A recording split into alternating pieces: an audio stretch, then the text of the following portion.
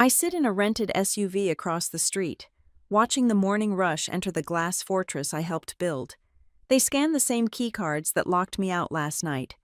The panic faded 72 hours ago when the restructuring email hit. My coffee is cold, exactly like the 12 years of sweat I poured into this company. Upstairs, Grant is rehearsing his coronation speech. He does not know the throne he is claiming still answers to me. I am Alyssa Stone. I am 39 years old, and I am sitting in the driver's seat of a rented SUV that smells faintly of cheap vanilla air freshener and cold upholstery. I am parked on the opposite side of the street from the North Road Distribution Holdings headquarters, right in the heart of the West Loop in Chicago. The morning air is a brittle, freezing thing. I watch the relentless morning rush. Men and women in sharp wool coats and sensible leather shoes march toward the towering glass facade of the building. They pause at the polished steel security turnstiles. They pull out their company lanyards. They swipe their plastic badges. A small green light flashes, a quiet beep sounds, and the heavy glass gates part to welcome them inside. My badge is sitting in the bottom of my leather purse. If I were to walk up to that same sleek scanner and swipe my card, the light would flash an angry red. The gates would remain locked shut. The security guards I personally hired would have to politely ask me to step aside. Human Resources deactivated my access at exactly midnight. I am not panicking. The panic, the suffocating tightness in my chest, the hot rush of pure betrayal, all of that burned itself out exactly 72 hours ago. That was when the email arrived in my inbox. The subject line was utterly sterile, formatted in the lifeless corporate speak that cowardly executives use to execute their boardroom assassinations. Restructuring transition. It was sent well after standard business hours on a Friday night, a calculated maneuver meant to isolate me through the weekend. The text of the email casually stripped away my title of Chief Operating Officer and replaced it with something entirely hollow. Special Advisor. It is a corporate death sentence wrapped in a velvet glove of polite vocabulary. It means a small, windowless desk in a dark corner, absolutely zero direct reports, no access to financial dashboards, and a severance package waiting to be signed in exchange for my permanent silence. I reach down and trace the rim of the paper cup resting in the center console holder. The black coffee inside is ice cold. I look at the dark, stagnant liquid and realize it is the perfect, bitter metaphor for the last 12 years of my life. I brewed it, I poured all the heat and energy into it, but I let it sit in the background. I let my sweat and labor grow cold and unacknowledged, while other people confidently took the credit, carrying the steaming results into brightly lit boardrooms to serve to an admiring audience. I built the machine from the ground up. They just showed up at the end, slapped a fresh coat of paint on the casing, and etched their own names into the metal. Upstairs, high above the street level on the 23rd floor, Grant Mercer is getting ready. I can picture his morning routine perfectly. He is probably standing in front of the floor-to-ceiling windows in the executive boardroom, looking out over the city skyline. He is adjusting the knot of his imported silk tie, checking his flawless reflection in the tinted glass. He is mentally preparing for the most important meeting of his life with the Capital Group. Today is the day he plans to firmly lock in his position as the permanent chief executive officer. He has his carefully curated slide decks. He has his aggressive revenue projections. He has that perfect, practiced, charismatic smile that makes investors open their wallets. He firmly believes this is the morning he officially takes the crown. He genuinely thinks he has excised the last stubborn piece of the old guard by pushing me out the door. What Grant does not know is a critical, devastating detail hidden deep within the foundational paperwork of the enterprise. He is a man who skims executive summaries and relies on bullet points. He does not read the tedious, dense legal footnotes. If he had bothered to read the full, unredacted operating agreement included in the massive meeting docket, he would have noticed a specific, highly unusual clause regarding the final approval of executive appointments and corporate ownership transfers. That ultimate power does not reside with the board of directors. It does not belong to the Capital Group. It belongs exclusively to the sole Class B managing member of the parent holding company. He does not know that he's about to beg for the throne from the very woman he just tried to quietly exile. My phone buzzes sharply against the hard plastic of the center console. I pick it up. The bright screen illuminates the dark interior of the SUV with a short text message from my personal corporate attorney, Caleb Hart. "Do not go up early. Let him talk." I read the words twice. I feel a slow, steady rhythm settle into my chest, replacing the last lingering echoes of my former anxiety. The trap is perfectly set. The legal pieces are exactly where they need to be, hidden in plain sight. Caleb wants Grant to commit fully. He wants Grant to build his entire house of cards on the heavy mahogany boardroom table, to make his grand promises to the investors. Before I walk into the room and pull the tablecloth out from under his meticulously polished shoes, I type a quick confirmation of receipt and set the phone face down, looking through the windshield at the gleaming North Row Tower. My mind drifts back to the day I first walked into this company and realized how much of it would eventually rest on my shoulders. I was 27 years old when I walked away from a perfectly safe, suffocatingly dull desk job in Indianapolis. I spent my days there staring at a beige cubicle wall, tracking highly predictable freight schedules for a regional paper supplier. It was a company that possessed zero ambition, zero risk, and zero momentum. Every single day felt like a slow, inevitable march toward professional irrelevance. I desperately needed to touch the actual gears of a business. I needed to build something real.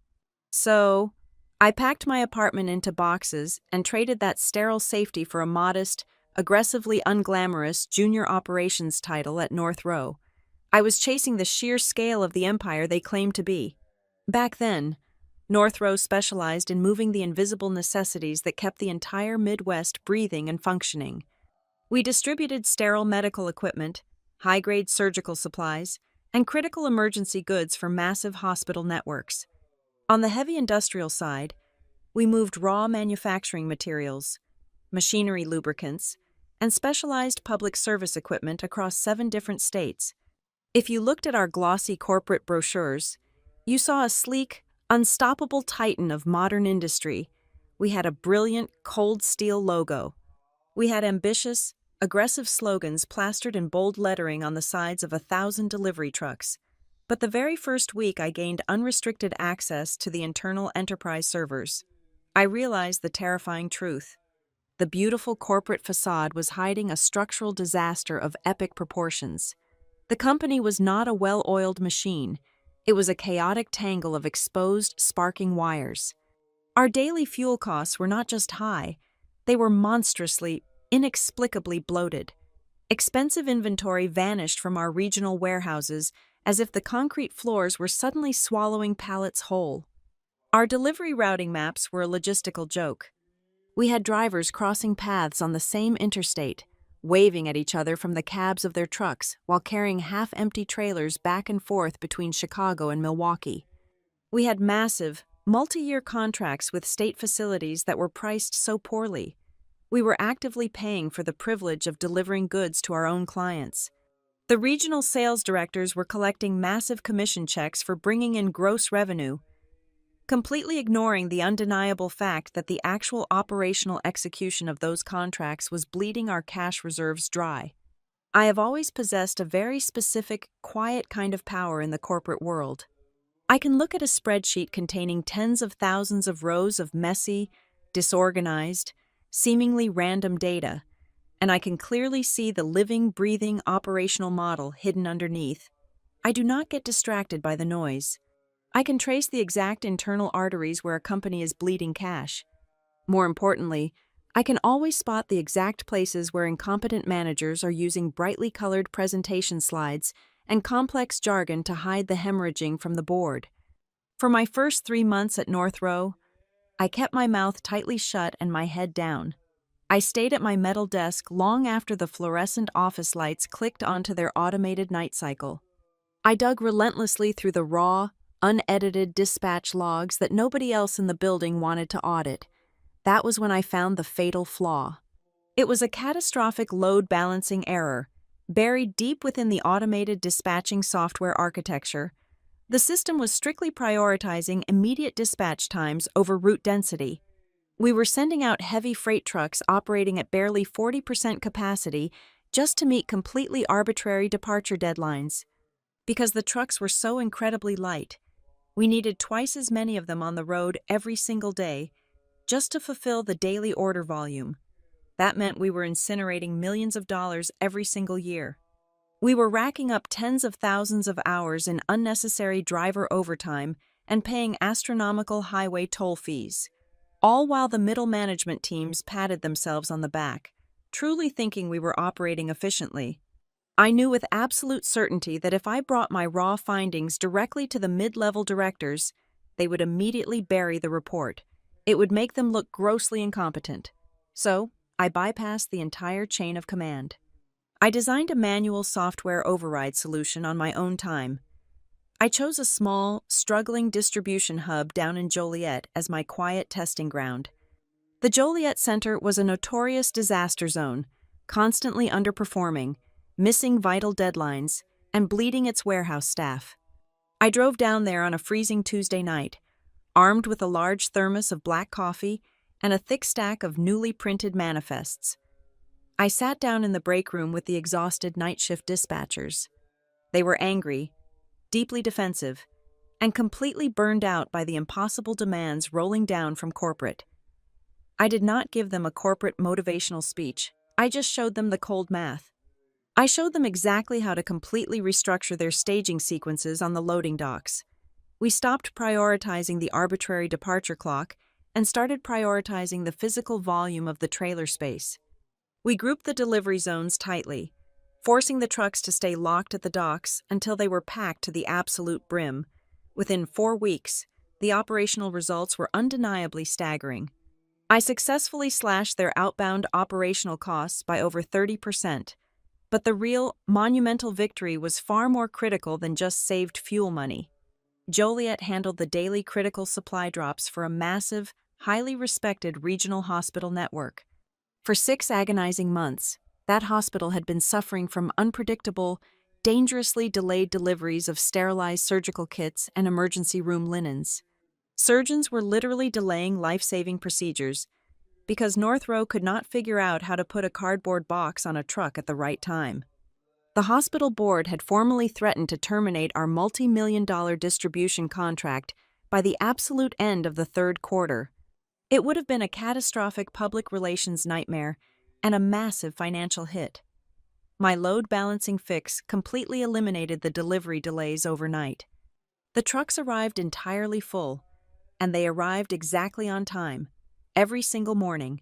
I quietly saved the largest hospital contract in the region without ever stepping foot inside a boardroom to negotiate. When the quarterly financial numbers finally rolled up to the corporate office, the sudden, drastic spike in Joliet's profitability hit the executive dashboards like a physical blow.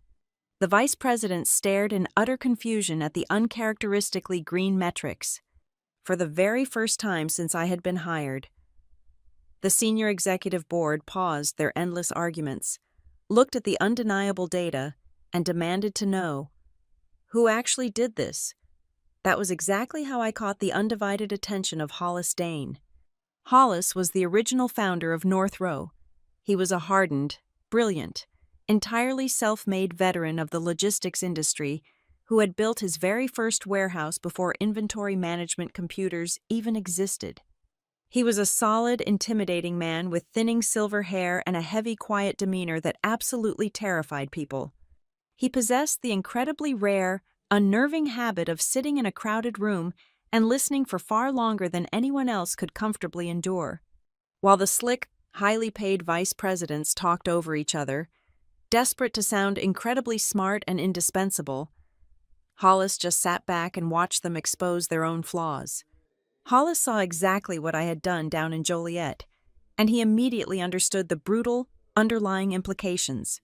If a 27-year-old junior analyst could easily save millions of dollars simply by tweaking the rules at one small hub, it meant his highly paid executive team was completely failing him everywhere else in the network. He started pulling me out of my small cubicle. Suddenly, my daily calendar was filled with unexpected invitations to high-level strategy meetings where my humble title absolutely did not belong.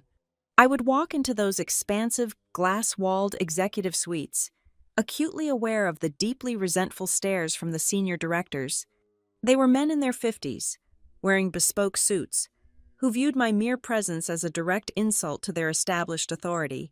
I never sat at the massive mahogany table. I always took a stiff, uncomfortable chair placed firmly against the back wall. I sat perfectly silent, taking meticulous, ruthless notes while these highly paid executives argued in endless, unproductive circles about theoretical growth metrics and abstract market synergies. They used so many expensive buzzwords to say absolutely nothing at all. Hollis would let them talk. He would let them completely exhaust themselves trying to impress him. Then, he would abruptly dismiss them. When the heavy mahogany doors finally clicked shut, leaving only the two of us alone in the massive room, the real work would finally begin.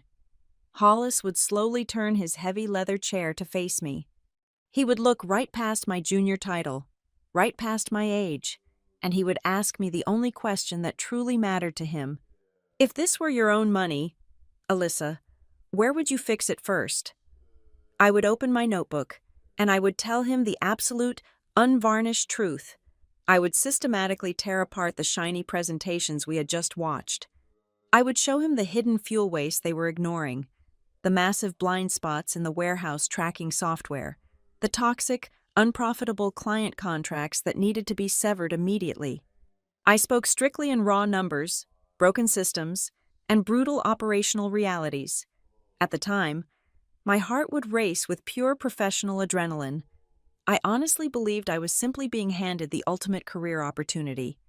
I thought I was finally being recognized for my raw merit, earning a legitimate seat near the crown through pure, undeniable hard work. I was incredibly naive.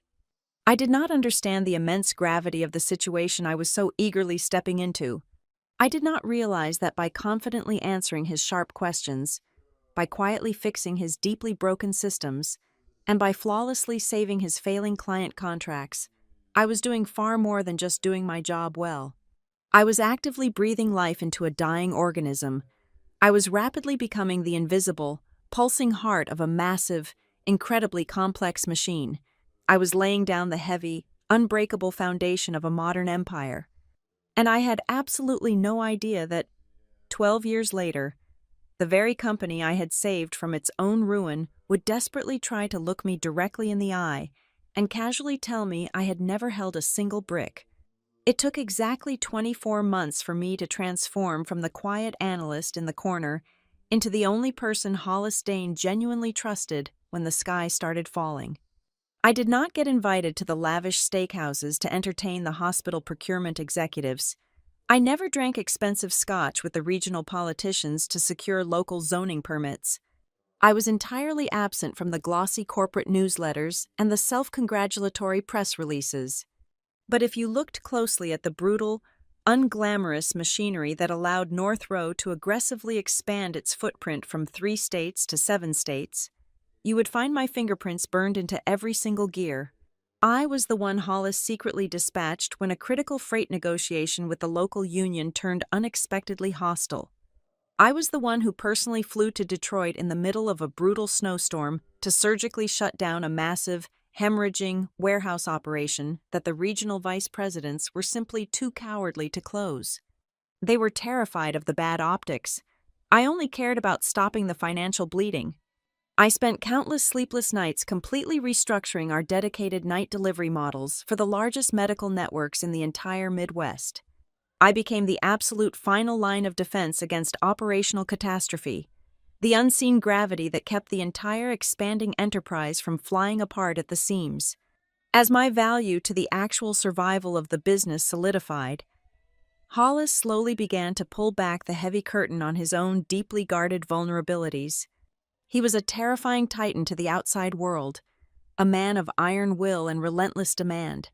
But inside the secure, soundproof walls of his private corner office, he was an exhausted man carrying an impossible, lonely burden.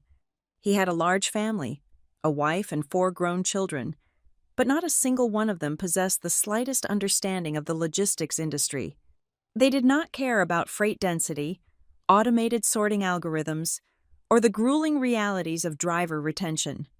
They only understood the comfortable, highly insulated lifestyle that the company's dividend checks provided for them.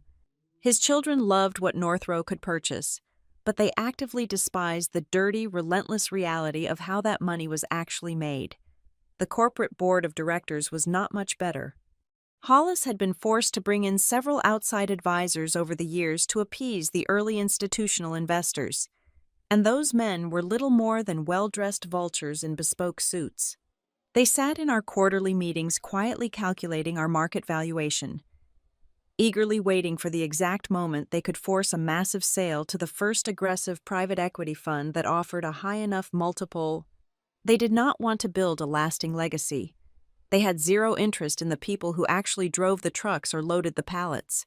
They just wanted to cash out and move on to their next victim. Hollis carried a very deep, unspoken trauma from a vicious legal battle that had nearly destroyed him a full decade earlier. It was an ugly, highly public lawsuit regarding his own family inheritance and a dispute with his original founding partner. That bitter conflict had briefly brought him dangerously close to losing total control of his life's work.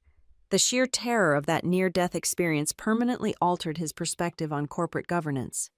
He swore to me, during one of our late-night strategy sessions, that he would never again allow the people who merely owned the equity to dictate the actual survival of the business.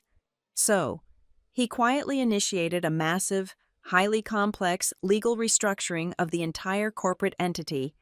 He completely bypassed our internal legal department, knowing they would leak the information to the board. Instead, he hired a boutique corporate law firm out of New York. Together, they meticulously rebuilt Northrow into a multi-tiered limited liability company. It was a brilliant, ironclad labyrinth of corporate architecture. The fundamental brilliance of the new structure was the absolute, impenetrable separation of financial wealth from operational control. He purposefully decoupled the economic rights from the voting rights.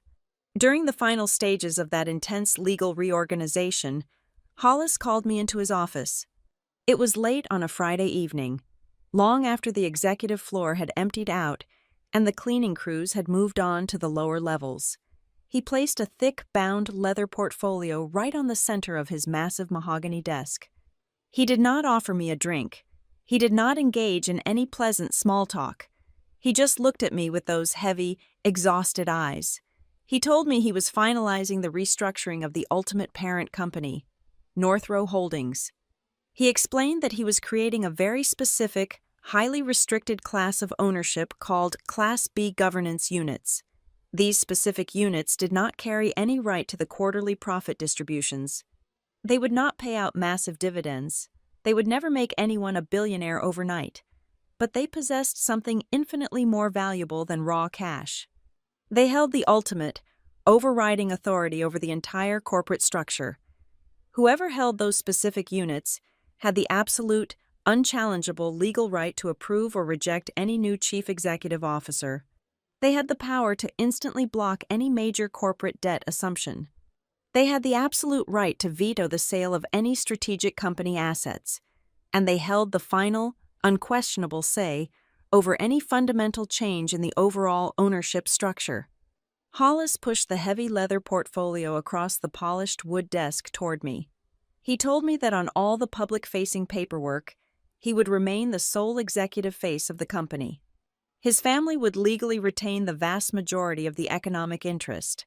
The board of directors would still hold their regular, pointless quarterly meetings. But nobody in the building, absolutely nobody in his own family, and nobody on the board of directors would ever be fully informed about who actually held the red button. He wanted to transfer the Class B governance units entirely to me. I sat perfectly still, staring blankly at the thick stack of legal documents. My pulse hammered in my throat.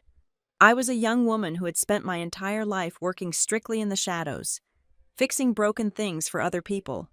I had absolutely no experience wielding the kind of raw, unchecked corporate power that was casually sitting on the desk between us. I asked him, my voice barely above a whisper.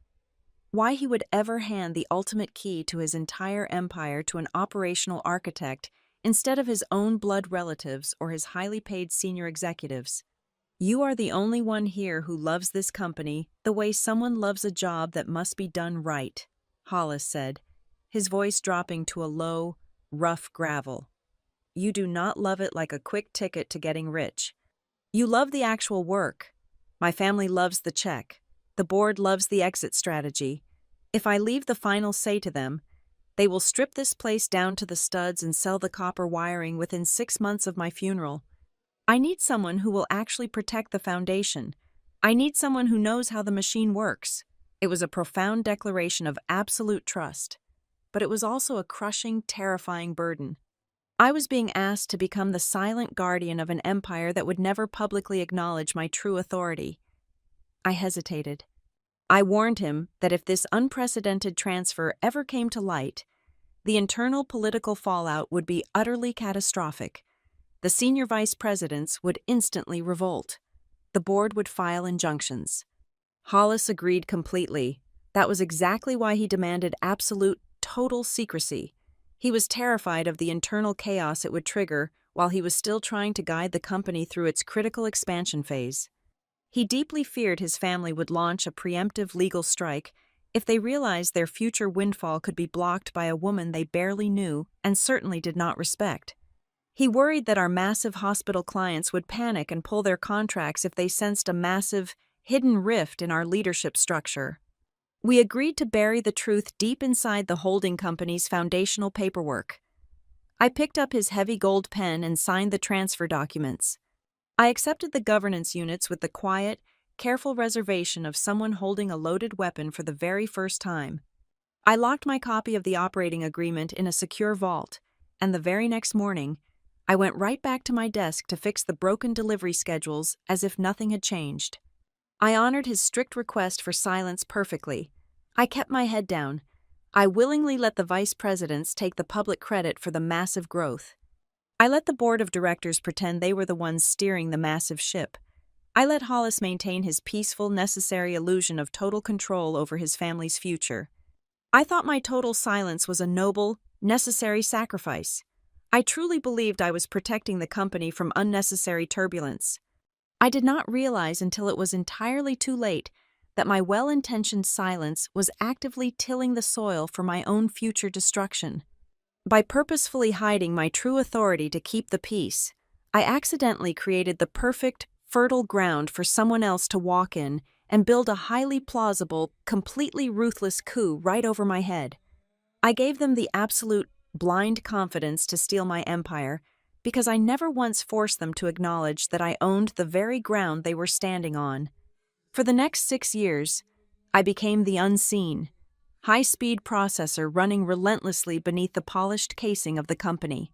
While the executive team focused on shaking hands, dining at expensive steakhouses, and playing golf with regional politicians, I mapped out our aggressive physical expansion. I was the one who personally drove out to desolate, freezing industrial parks in the dead of winter to select the exact geographic locations for our new distribution centers. I ripped up the archaic scheduling books and standardized our complex shift handover models across every single time zone we operated within. I sat in bleak, windowless conference rooms at dusty truck stops, aggressively negotiating bulk diesel fuel pricing directly with the regional suppliers. Whenever the board carelessly approved a messy, overvalued corporate acquisition, I was the sole architect who designed the brutal, highly complex integration roadmaps required to absorb the newly acquired supply chains without crashing our existing, fragile networks.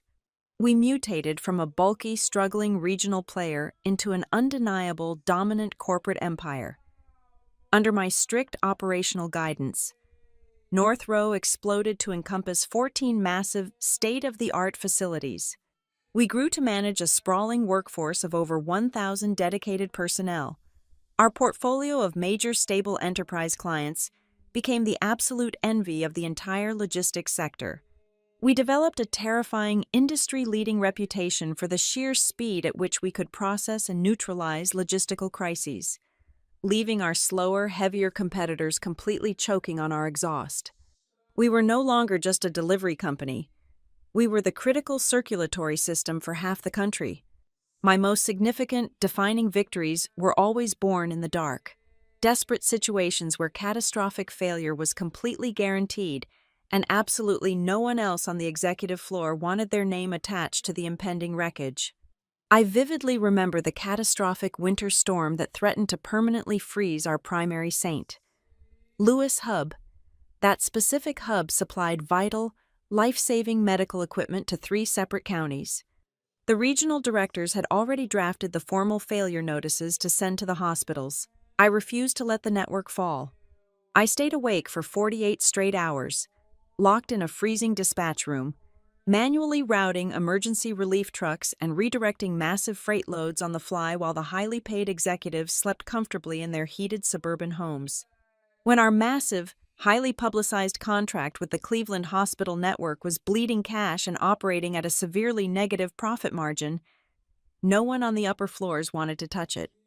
It was widely considered an absolute career killer. I flew out there quietly on a cheap commercial flight, fired the incompetent regional director on a Tuesday morning, and completely gutted their staging process. I rebuilt their entire operational workflow from scratch, sleeping on a cot in the back office, until the numbers finally turned a brilliant green 6 months later. When a disastrous rollout of a new enterprise resource planning software almost collapsed our entire continental delivery schedule, I bypassed the screaming information technology executives, manually rolled the massive servers back to the legacy system in the middle of the night, and single-handedly saved the entire financial quarter. The prominent industry trade groups and supply chain journals constantly called my office line, desperately wanting to put a face to the miraculous operational turnaround of North Row. I politely, consistently declined every single invitation to walk up onto the brightly lit stages at the massive industry conferences. I genuinely, foolishly believed that raw, undeniable operational results were the only things that truly lasted in business. I thought the pure perfection I was achieving would naturally speak for itself. I did not realize that by leaving the stage completely empty, I was eagerly handing over the microphone to anyone willing to step up and boldly narrate the story of my own exhausting labor. During this era of explosive, relentless growth, Hollis suffered a severe cardiac event. The emergency surgery ultimately saved his life, but it fundamentally drained the iron from his bones. He survived the ordeal, but he was forced to drastically reduce his working hours, retreating to his quiet, heavily guarded estate for days at a time. Yet, whenever I quietly pressed him to finally formalize the true ownership structure with the board of directors, to drag my hidden authority out into the daylight where it legally belonged, he would cough, wave a trembling, age-spotted hand, and stubbornly delay the inevitable. "Next quarter," he would rasp, leaning heavily back in his massive leather chair, looking older and vastly more fragile than I had ever seen him. "Just let us get through this next massive integration phase first.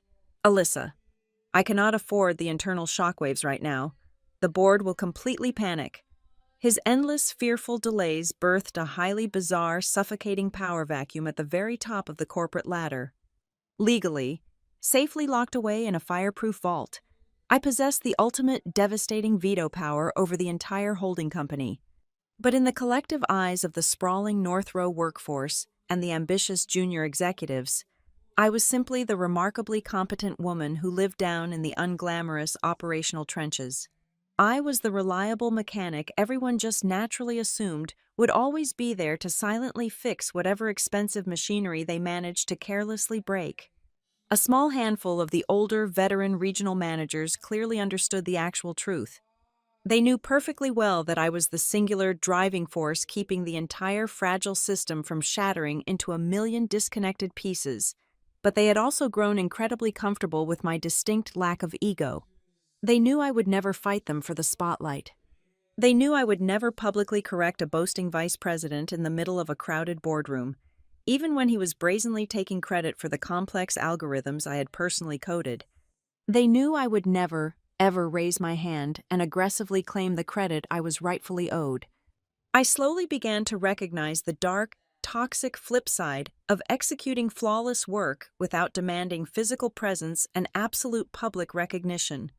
If you do not force people to look directly at you while you build the house, they will naturally begin to treat your exceptional competence as a free, publicly available resource. They will gradually start to behave as if your brilliant ideas, your late nights, and your immense personal sacrifices never truly belonged to you in the first place. They will just blindly assume your brilliance is the natural weather of the company, a magical, endless force that simply exists for their direct benefit and personal promotion. And right at that exact moment, right when Northrow finally achieved a scale massive enough to start generating serious, eye-watering wealth, the heavy scent of that money drifted out into the broader corporate world. The enterprise was no longer a struggling regional distributor. It was an incredibly lucrative, highly polished target.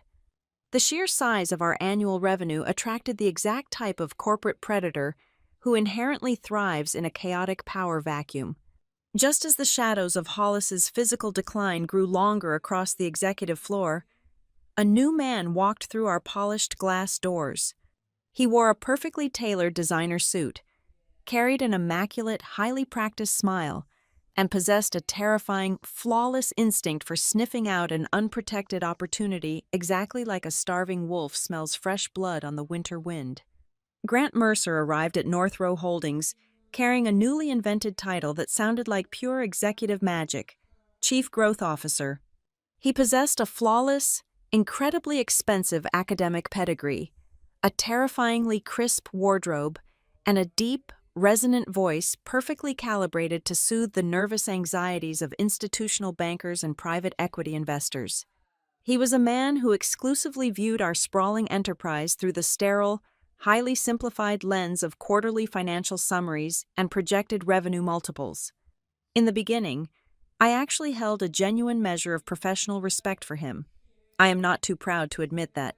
Grant understood the subtle, psychological art of high-stakes negotiation. He knew exactly how to read the microscopic shifts in a crowded boardroom, and within his first 6 months, he successfully closed 2 massive, incredibly lucrative regional distribution contracts that Northrow had previously failed to secure. He brought a slick, necessary polish to our external-facing operations, but very quickly, the polished veneer began to slip, revealing the cold, calculating machinery underneath. I started to understand that Grant Mercer's true talent did not lie in generating original ideas or building actual operational value. His absolute greatest skill was his uncanny, predatory ability to stand in the exact right spot, just as the spotlight hit someone else's brilliant work. I sat in the back of the grand executive boardroom and watched him deliver breathtaking presentations to the managing directors. He stood confidently at the head of the long mahogany table, projecting sleek, beautifully designed slides detailing our new agile network architecture, our next-generation hub and spoke delivery strategy, and our revolutionary cluster margin standardization. The board members nodded in absolute awe, completely captivated by his commanding presence. What they did not know, and what Grant casually omitted, was that the sturdy backbone of every single one of those presentations was a raw operational model I had painstakingly built from scratch 3 years prior. He did not commit the amateur mistake of blatantly copying my spreadsheets. He did something infinitely more sophisticated and deeply insidious. He took my complex, thousands of hours of grueling foundational work, stripped away my dense technical jargon, and repackaged it. He changed the titles. He added gorgeous, colorful graphics. He poured a thick layer of confident, visionary language right over my blueprints, effectively hypnotizing the listeners so completely that they entirely forgot to ask who had actually poured the concrete and connected the wiring to make the strategy functional in the real world. He stole my life's work with such effortless elegance that it almost felt rude to interrupt him and demand the credit. Right around the same time, Grant was consolidating his influence over the board.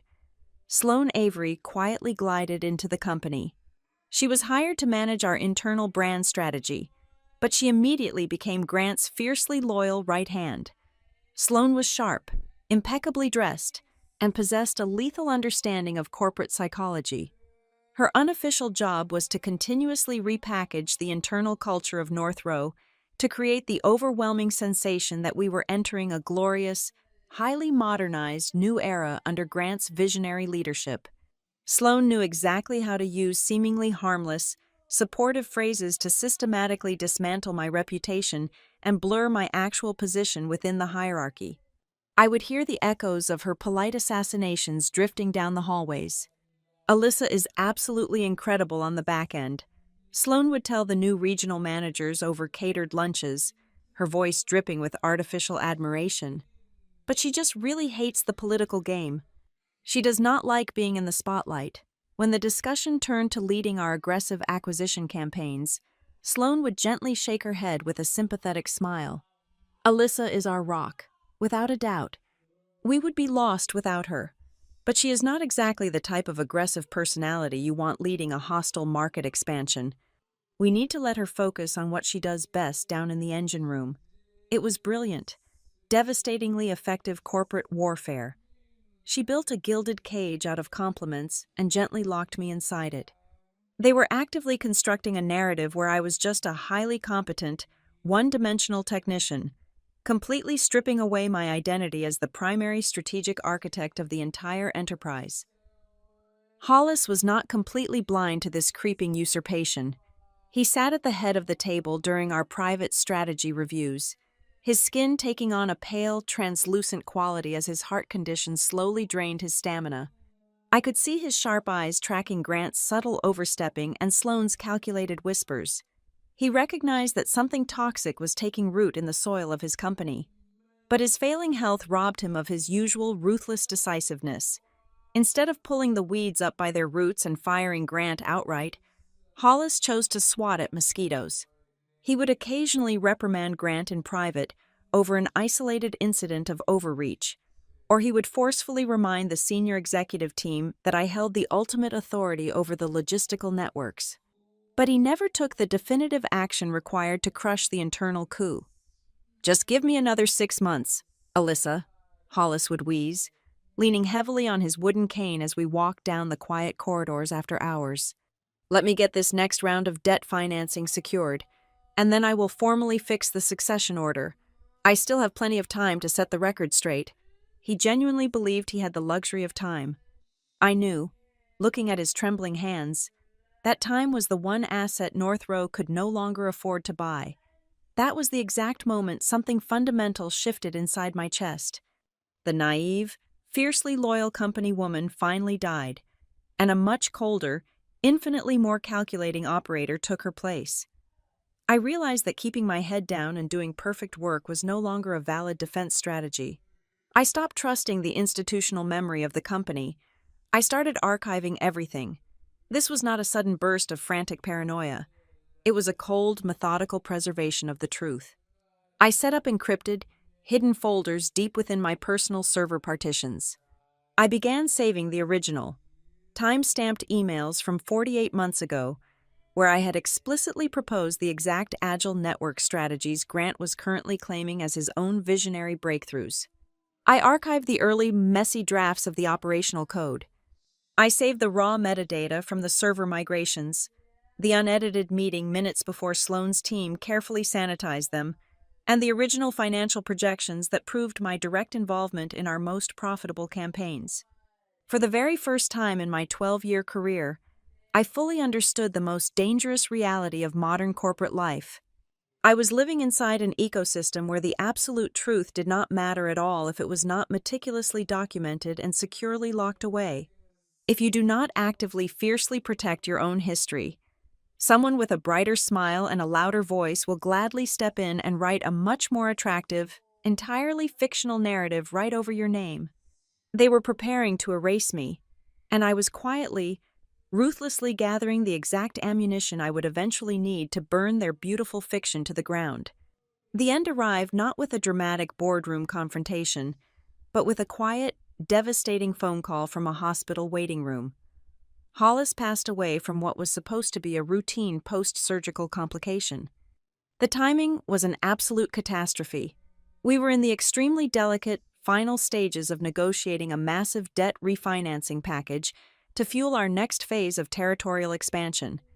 For the first 48 hours, the entire corporate headquarters existed in a state of suspended animation. The grief was quickly swallowed by a cold, rising panic. The massive hospital networks we supplied, the nervous institutional banks holding our current debt, and our own terrified regional directors all started asking the exact same frantic question. Who is currently steering the ship? Grant did not even wait for the official grieving period to begin, nor did he wait for the board of directors to convene a formal emergency session. At exactly 5:45 the next morning, my phone vibrated on my nightstand. It was a company-wide email broadcast to every single employee across all 14 distribution centers. The subject line was chillingly clinical, and the body of the message was a masterpiece of manufactured authority. Grant formally announced that he was immediately assuming the title of interim chief executive. He claimed the unilateral move was absolutely necessary for continuity and confidence during a tragic transition. I sat in the dark of my bedroom, reading the glowing screen over and over again. The email did not contain a single reference to the actual, legally binding governance structure of the holding company. It completely ignored the existence of the Class B units. Most importantly, Grant had not placed a single phone call to me before hitting send. According to the foundational corporate charter locked in my secure vault, I was the very first and only person who legally possessed the authority to approve an executive appointment, interim or otherwise. He was acting entirely on his own terrifying, unchecked momentum. Over the next 14 days, the atmosphere inside the corporate tower transformed into something deeply suffocating. The air grew thick with unspoken alliances and rapid realignments. Grant moved with brutal, breathtaking speed to redraw the internal reporting structures. He immediately began pulling Sloan into highly sensitive, high-level human resources meetings where she had absolutely no business being present. Together, they quietly identified the veteran operational managers who were fiercely loyal to my systems, and they systematically transferred them into obscure, dead-end roles with ambiguous titles. Simultaneously, the digital calendar invitations for the daily refinancing strategy calls with the New York bankers simply stopped appearing in my inbox. I was being administratively blinded. Then came the formal internal transition memorandum. It was a beautifully formatted, company-wide document detailing the new organizational hierarchy. When I scrolled down to my own name, the air physically left my lungs.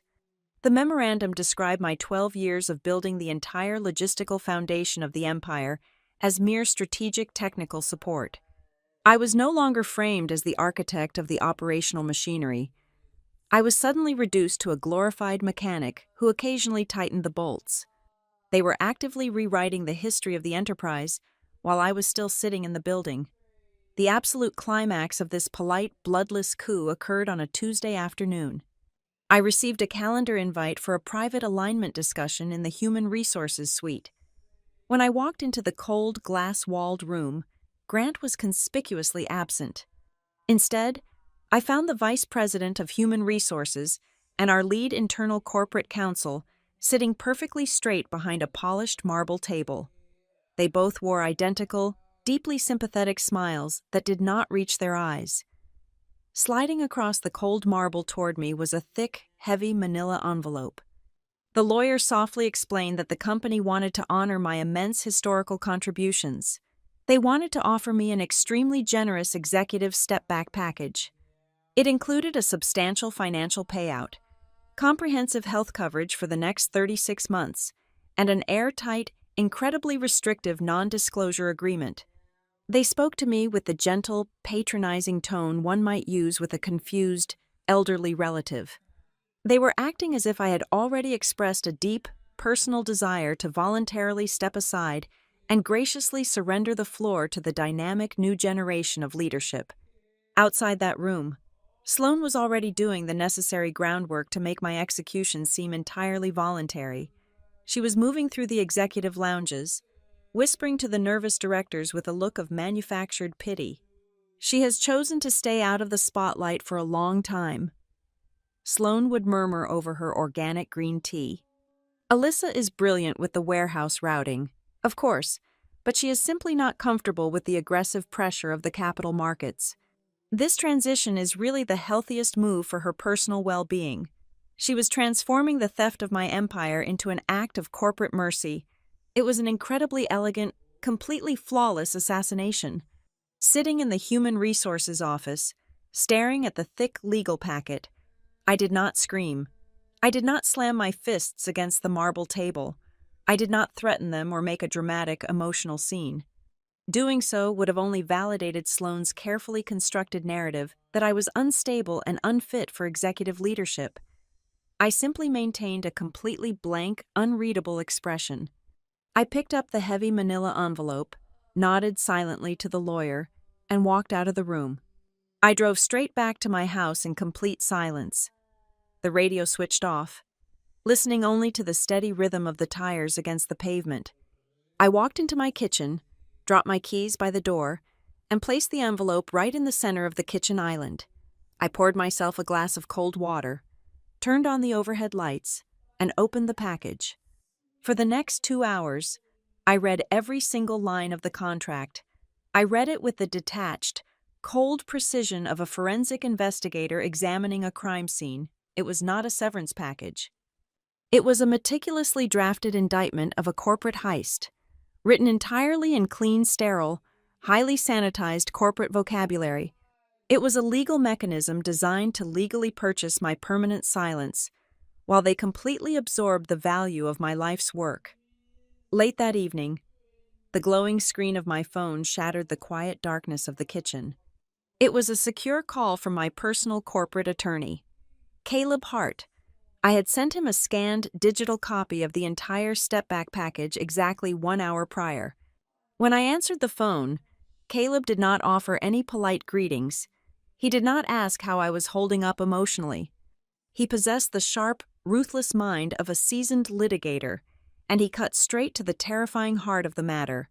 He spoke the exact words that instantly shattered my lingering disbelief and fundamentally flipped the entire board in my mind. I have read every single page of this document. Alyssa, Caleb said, his voice a low, heavy rasp echoing through the speaker. They are not just pushing you out the door. Look at the specific waivers they are asking you to sign. They are acting like they genuinely believe you do not know what you actually hold.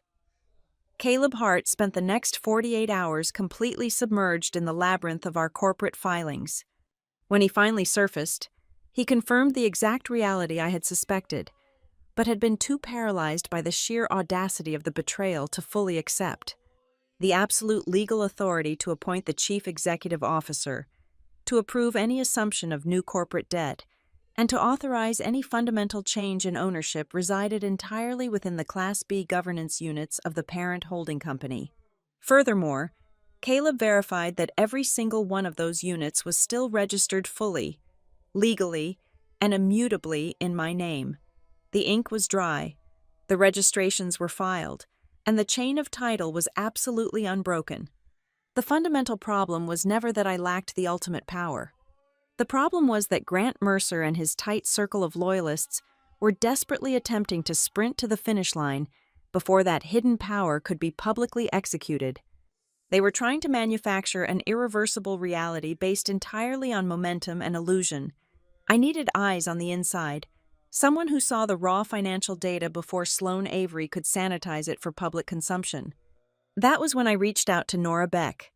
Nora was a veteran senior accountant who had been keeping the North Row ledgers balanced since we were operating out of a single unheated warehouse. She had zero patience for corporate buzzwords and an absolute devotion to the mathematical truth. We met at a dimly lit diner 2 towns over, entirely off the grid, over cups of black tea. Nora slid a heavily encrypted flash drive across the laminated table. "He is not just trying to take your chair, Alyssa," Nora whispered, looking nervously toward the diner entrance. "He is actively trying to sell the entire house before anyone realizes the title deed is missing." The files on Nora's drive laid bare the terrifying scope of Grant's actual endgame. He was currently engaged in frantic, accelerated negotiations with an aggressive growth equity group based out of Denver. He was desperately trying to secure a massive refinancing package, But that was just the first phase. Simultaneously, he was quietly preparing a highly leveraged buyout of a struggling chain of cold storage facilities over in Ohio. The Ohio acquisition made absolutely zero operational sense, but it was a classic, ruthless tactic to artificially inflate our top-line valuation right before putting the entire parent company on the auction block. Then, I opened the file containing Grant's newly drafted executive compensation package, the one he planned to have the oblivious board approve by the end of the quarter. Hidden deep within the dense legal appendices was a highly specific, incredibly lucrative clause known as a change of control accelerator. If Grant successfully managed to sell North Row within the next 12 months, this clause would instantly trigger. He would personally walk away with a payout worth tens of millions of dollars, being compensated exactly as if he had spent the last decade building this empire from the ground up with his own bare hands. He was literally planning to cash out my life's work to buy his own private island. The betrayal deepened when I accessed the marketing folders and found Sloane's latest drafts. She had already meticulously composed the internal, company-wide messaging for the post-acquisition scenario. I read the polished, sickeningly sweet paragraphs, where the new corporate entity would graciously thank me for my foundational contributions in the early era of the business. The narrative was designed to gently transition me into a harmless historical footnote, a quaint relic of the past who happily stepped aside to let the modern visionaries take the helm. But the most violent shock came when I opened the confidential pitch deck Grant was actively presenting to the Denver investors. I scrolled through the glossy, high-definition slides, and my blood turned to absolute ice. An entire section of the presentation was dedicated to our industry-leading operational efficiencies. There, brightly packaged in custom graphics, were the complex fuel routing algorithms, the dynamic shift handover protocols, and the predictive inventory modeling systems I had painstakingly designed over years of grueling labor. But the header at the top of the slide did not mention my name. Instead, the entire framework was boldly labeled as the Grant-era Strategic Modernization Initiative. They were not just stealing the company, they were utilizing the official investor materials as a massive laundering machine to completely erase the actual origins of our success and reassign the brilliance entirely to him. Caleb called me the moment I finished reviewing the last document. His voice was sharp, charged with the adrenaline of a litigator ready for war. "We can stop this right now," Caleb declared firmly. "I can draft a temporary restraining order and file it by tomorrow morning. We will serve the board with a formal notice of material breach, instantly freeze every single one of Grant's executive privileges, and completely blow up the Denver negotiations before they sign a single term sheet. We have the gun. Alyssa, we just need to pull the trigger." I stood in the silence of my home office, staring out the window at the dark street below. I thought about the sheer humiliation of the human resources meeting. I thought about the cold, calculated way they had handed me a severance package wrapped in fake sympathy. I thought about the thousands of hours I had sacrificed, the personal life I had completely forgone, to build the very walls Grant was currently trying to sell. "No," I replied, my voice dangerously calm. "Do not file the injunction. Do not send the breach notices." There was a long, heavy pause on the other end of the line.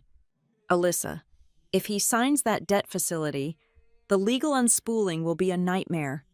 Let him negotiate," I instructed. "Let him build his beautiful sandcastle. If we strike right now, we will only hit Grant and Sloane. The board will claim ignorance. The mid-level directors who happily switch sides will simply scatter and pretend they were following orders.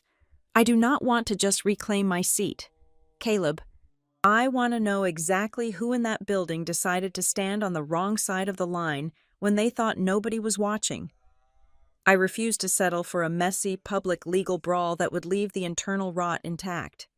I made the conscious decision to hold my fire, allowing them to stretch their supply lines until they were dangerously overextended. I initiated a silent, rigorous campaign of digital and documentary extraction. I spent the next several days methodically gathering every single fragment of undeniable proof. I pulled the hidden file edit histories that showed exactly when Sloan had deleted my name from the operational manuals. I recovered the original, unedited board meeting minutes from 3 years ago, proving Hollis had specifically entrusted the network architecture to my sole discretion. I traced massive chains of forwarded internal emails where Grant's loyalists brazenly discussed keeping me entirely in the dark regarding the Ohio acquisition. I secured the original slide decks, the comprehensive capitalization tables, and the heavily redacted financial projections. Most importantly, I began tracking all the highly complex legal clauses Grant and his team were rapidly initialing in their desperate rush to finalize the Denver deal. They were moving so fast, blinded by the blinding glare of a massive payout, that they were casually signing off on stipulations they clearly had not bothered to read. They were building a massive, highly complex trap entirely out of their own unchecked greed. The agonizing sting of the initial betrayal slowly evaporated, replaced by the cold, clear focus of an apex predator. I was no longer the heartbroken founder weeping outside the gates of her stolen kingdom. The narrative had fundamentally shifted. I was now orchestrating a perfectly calculated counteroffensive. I was going to let them assume the crown, let them plan the grand parade, and let them invite the entire world to watch. And then, at the exact moment their triumph seemed absolutely assured, I was going to pull the floorboards out from underneath them and let them fall into the dark by their own sheer momentum. I allowed Grant Mercer to firmly believe he was successfully managing my quiet departure. Through my attorney, Caleb Hart, I initiated a series of highly tedious, painfully slow negotiations regarding the exact financial parameters of my severance package. We spent days arguing over completely trivial details, demanding extended medical coverage for an extra 18 months and aggressively contesting the geographic boundaries of the non-compete clause. It was a perfectly executed optical illusion. I played the role of the defeated, bitter executive desperately trying to squeeze a few extra drops of compensation out of the corporate sponge before being permanently discarded. While Grant and his legal team were utterly distracted by my fabricated demands, Caleb and I were operating entirely in the shadows, quietly wiring the entire corporate structure with legal explosives. We drafted and transmitted highly confidential, legally binding notices to the primary depository agent, the chief management accountant, and the compliance officers at our lead syndication banks. The language in those notices was absolute and uncompromising. It formally declared that any material change in corporate control, any assumption of new mezzanine debt, or any authorization of executive equity accelerators without the explicit documented approval of the Class B managing member was completely null and void from the outset. We essentially placed an invisible, impenetrable padlock on the entire company. Grant was driving at top speed, entirely unaware that the bridge ahead of him had already been silently demolished. To maintain the necessary illusion, I continued to show up at the corporate headquarters 2 or 3 days a week. I kept my demeanor completely flat, cordial, and devoid of any emotional sharp edges. I would walk into the glass elevators, fetch my morning coffee from the executive lounge, and calmly pack a few personal belongings from my soon-to-be-vacated office into a small cardboard box. My physical presence was a calculated anesthetic. I wanted them to look at me and see a woman who had simply accepted her unfortunate fate. I gave them just enough polite compliance to make them completely underestimate my preparation, but I never gave them enough conversation to let them deduce that I was currently holding the absolute legal kill switch in my pocket. Grant's confidence swelled into blatant arrogance. He began walking through the corridors with the relaxed, expansive posture of a conquering king. During an open-door strategy session with potential logistics partners, I walked past his glass conference room and distinctly heard him refer to North Row as his platform. The phrase violently churned my stomach. A man who has actually poured his blood into the foundation of a business, a man who knows the crushing, terrifying weight of the bricks, would never use such a dismissive, lightweight term. He spoke about the empire as if it were merely a digital application he had casually downloaded, rather than a massive living organism built on the backs of thousands of exhausted workers. Right beside him, Sloane Avery was rapidly rolling out her sweeping new corporate culture initiative. She plastered the break rooms and digital dashboards with her aggressively cheerful new slogan, Velocity and Visibility. It was a masterclass in hollow corporate branding. She mandated weekly virtual town halls and demanded that all regional directors submit highly stylized daily progress reports. Her campaign inadvertently highlighted the glaring, irreconcilable difference between the era when I commanded the network and the era they were currently attempting to invent. When I was running the logistics, our internal visibility was virtually zero, but our actual operational velocity was absolute. Now, under Grant and Sloane, they had achieved perfect visibility into a system that was rapidly grinding to a devastating halt. The cracks in the foundation did not take long to manifest. Grant had systematically replaced several of my veteran, battle-hardened regional hub managers with sharply dressed loyalists who possessed impressive academic credentials, but zero practical intuition for the chaotic realities of freight distribution. Within 14 days, a series of cascading operational failures began to strike the network. The primary Columbus freight route suffered massive, inexplicable delays because the newly appointed director attempted to forcefully optimize the loading schedules using an academic formula that completely ignored the unpredictable realities of regional weather patterns. 24 fully loaded trucks sat idle in the freezing rain for 12 hours. Down in Kansas City, our most lucrative, highly sensitive medical supply contract triggered a severe service-level agreement penalty. The new management team failed to properly prioritize the staging protocols for sterilized surgical equipment, resulting in a late delivery that cost the company over $150,000 in a single morning. Simultaneously, the voluntary resignation rate across the entire overnight warehouse shift spiked by nearly 30%.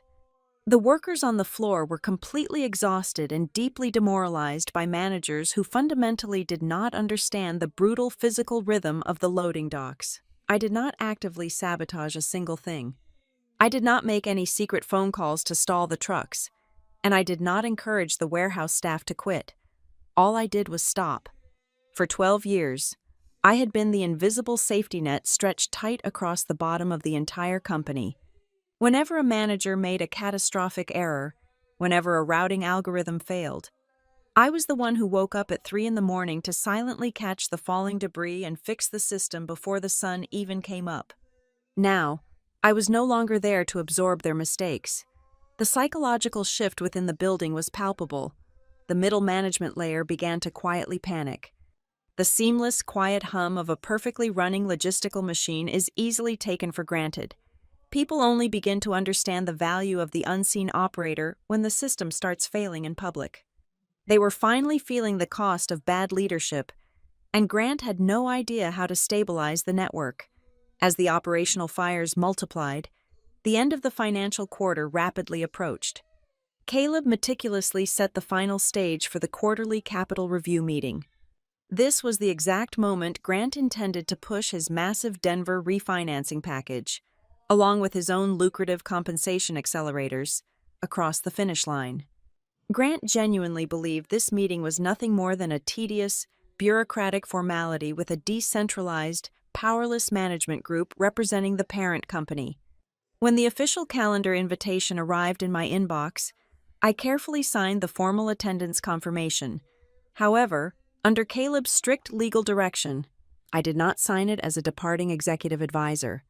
I signed it using my absolute, legally binding title, Sole Class B Managing Member Representative.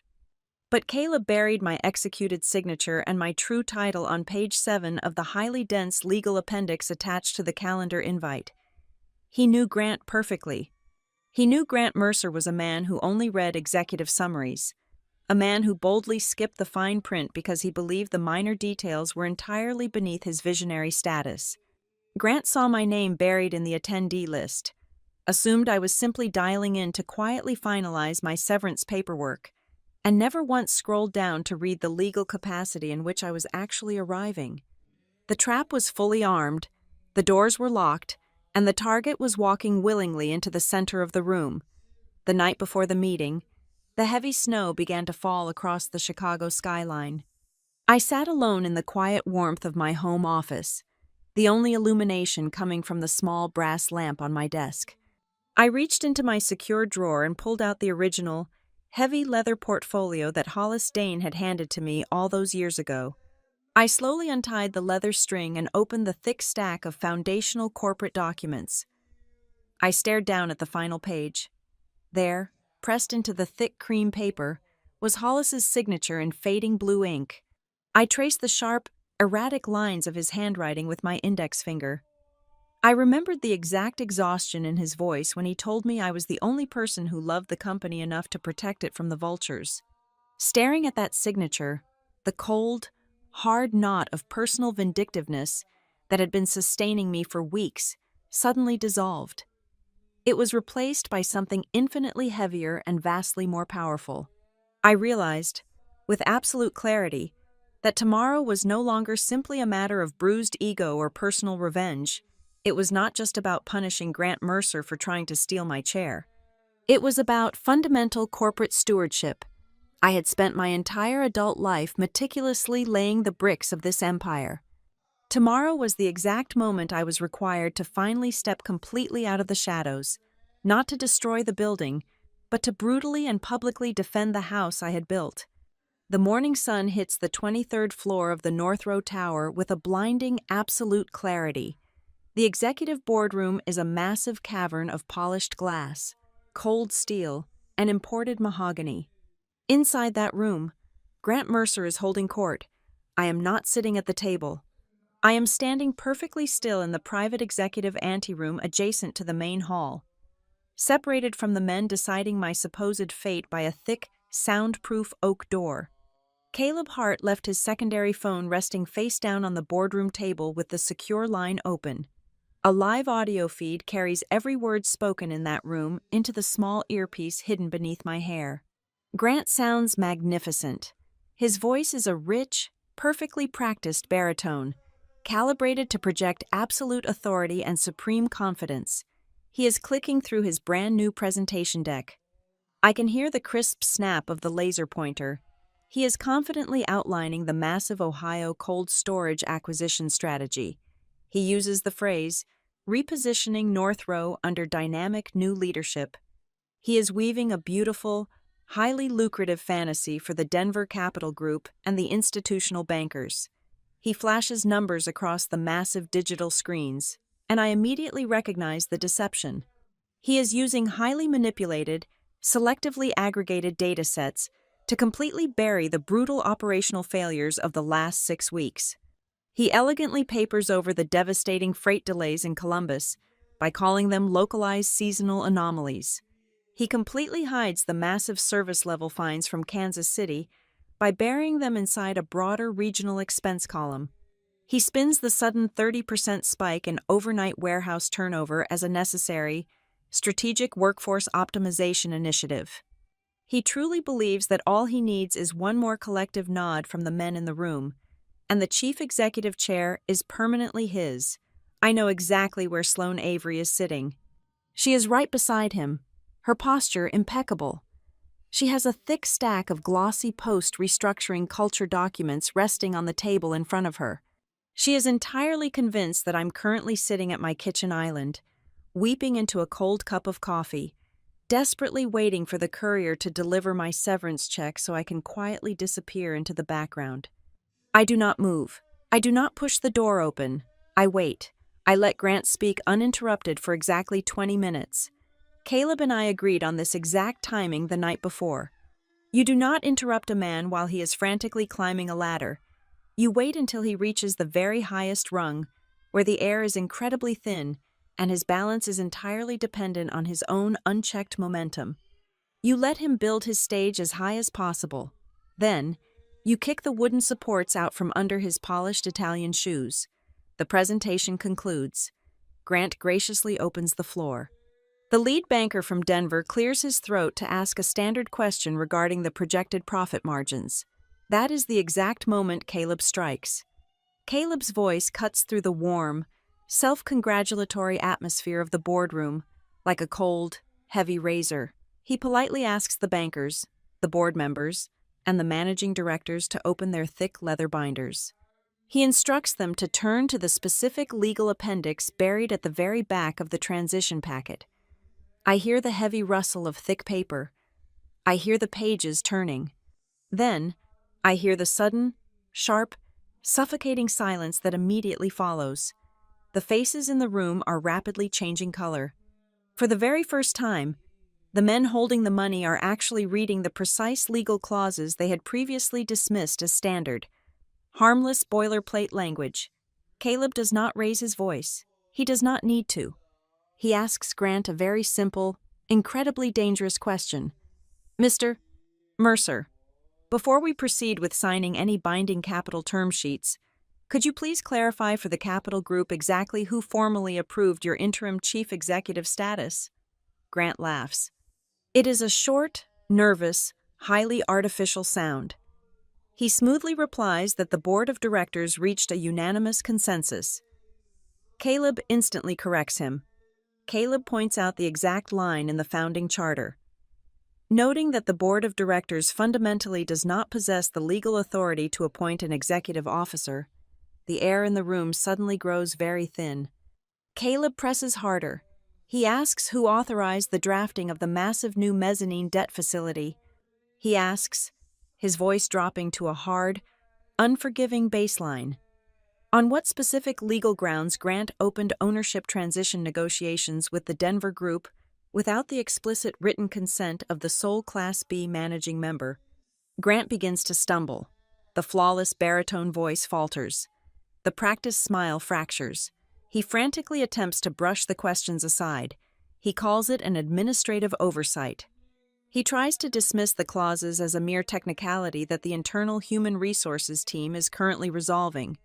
He shoots a desperate glance at the lead internal corporate counsel, but the lawyer is sitting completely frozen, his face entirely pale, staring down at his own hands in absolute silence. The lead investor from Denver leans forward, his tone suddenly sharp and highly suspicious. He demands immediate, absolute clarity on the capitalization table. This is the first devastating shock. Nora Beck, who has been sitting completely unnoticed against the back wall in her capacity as the chief management accountant, leans into her microphone. Her voice is flat, uncompromising, and completely devoid of any corporate polish. I must state for the official record, Nora says clearly, that the full, original capitalization table from the era of Hollis Dane has never been legally voided, altered, or superseded. Furthermore, every single ownership summary document Mr. Mercer provided to the Denver Equity Group over the last month is a heavily redacted, legally invalid version. They are summaries that intentionally omit the controlling governance units. The boardroom descends into a tense, chaotic murmur. The Denver bankers are physically dropping their expensive pens onto the mahogany wood. The board members are staring at Grant with a toxic mixture of sheer terror and sudden, dawning realization. The ground beneath Grant is rapidly dissolving. He desperately tries to salvage his narrative. He points wildly at the projected slides on the wall, loudly defending the brilliant results of his strategic modernization initiatives, claiming the company needs his vision regardless of the legal paperwork. That is when the second shock hits, and it is vastly heavier than the first. A veteran regional director, a man with calloused hands who has managed the heavy freight divisions out of Detroit for over a decade, suddenly pushes his heavy chair back and stands up. He ignores Grant completely. He looks directly at the Denver bankers across the table. With all due respect to the Capital Group, the veteran manager states bluntly, his voice echoing in the large room. The systems on that screen are not new.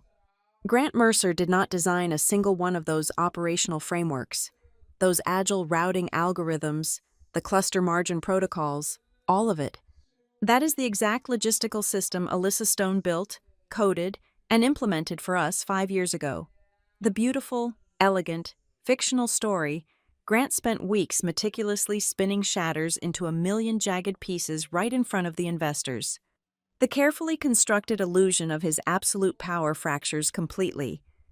He is standing at the head of the table, entirely exposed, a king wearing a stolen plastic crown, The string is pulled as tight as it can possibly go.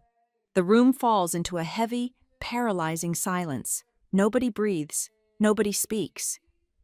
Caleb Hart slowly turns his leather chair away from Grant.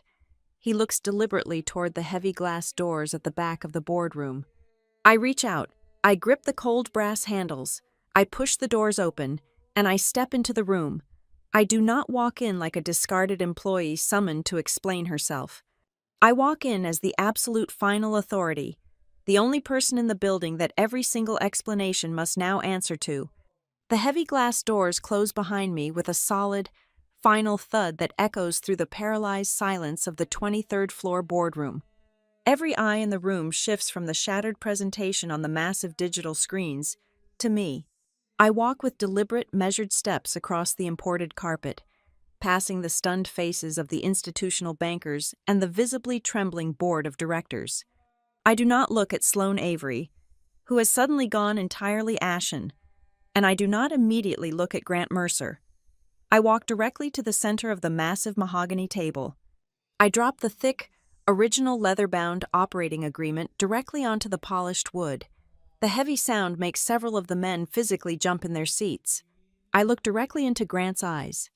His perfectly practiced confidence has entirely evaporated, replaced by the frantic, terrified look of a man who just realized he stepped off a very high cliff in the pitch dark.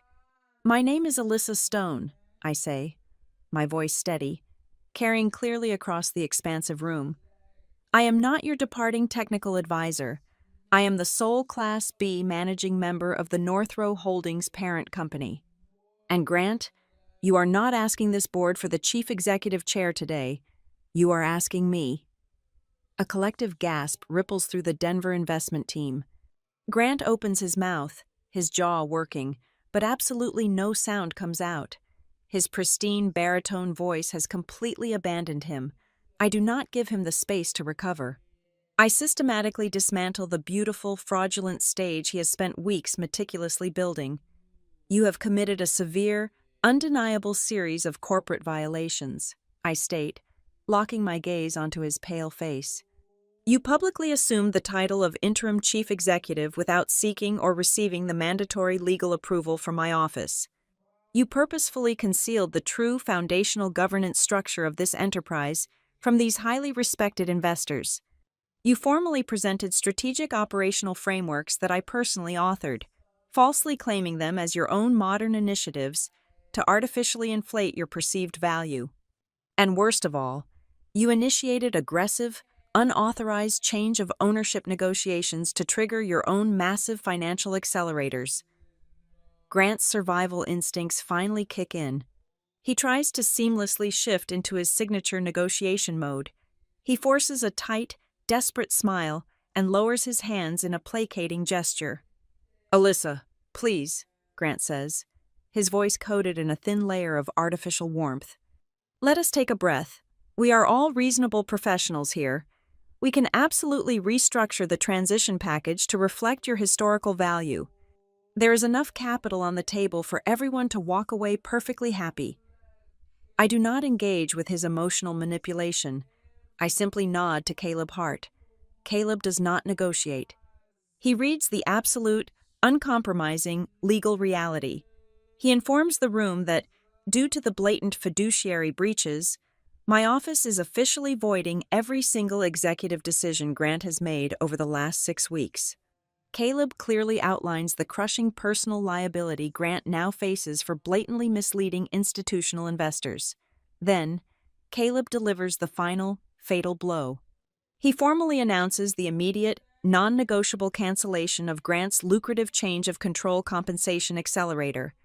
The tens of millions of dollars Grant thought he had successfully secured vanish into thin air right in front of him. Sloane Avery frantically attempts to throw a lifeline to save their sinking ship. She leans forward, her perfectly manicured hands resting on the table, trying to project her usual calm, brand-friendly demeanor. "I think we are simply looking at a severe miscommunication in transition," Sloane says smoothly, trying to smile at the bankers. "Things move incredibly fast during a tragic loss, like the passing of our founder. We just need to align our internal narratives."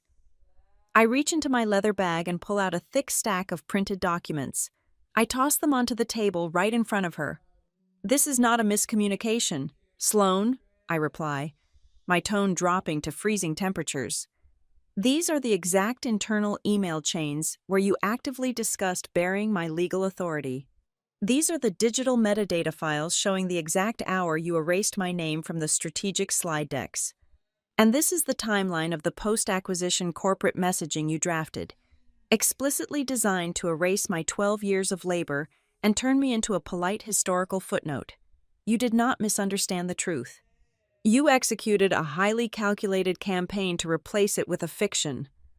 Sloane stares at the papers, her mouth slightly open, the color draining entirely from her lips. She has absolutely nothing left to spin. The documentary evidence is absolute and undeniable. I look back at Grant. I watch the devastating realization slowly wash over his face. The most painful agony for a man with an ego that large is not the loss of the money, nor the brutal public humiliation in front of the bankers. The true agony is the sudden, crushing understanding that from his very first day in this building, he never actually sat at the top of the pyramid. Every single step he took up the corporate ladder, every power play he orchestrated, every boardroom he commanded, he was merely walking into a room where the key was resting safely in my pocket. He thought he was the reigning king, but he was just a temporary guest in my house.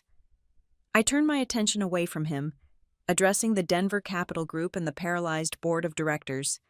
"As the controlling member, I am officially suspending all negotiations regarding the sale or refinancing of this company. I declare with absolute authority. I am formally canceling Grant Mercer's unauthorized interim appointment. Effective this exact second, we are immediately opening a special governance review to audit the financial misrepresentations presented to this room today. Furthermore, I am personally taking direct control of a newly formed executive transition team to restore operational stability."